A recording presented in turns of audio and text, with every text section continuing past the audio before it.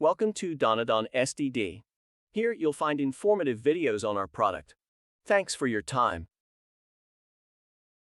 A rupture disc, also known as a bursting disc or pressure safety disc, is a device usually installed in vessels or piping systems to prevent overpressure or vacuum conditions by bursting and releasing pressure. It is a non-reclosing device that operates once and must be replaced after each operation. Rupture discs come in various shapes, sizes, and materials to suit different applications and pressure ratings. They are typically used as a primary or secondary relief device in combination with safety valves, and can also be used as a standalone device.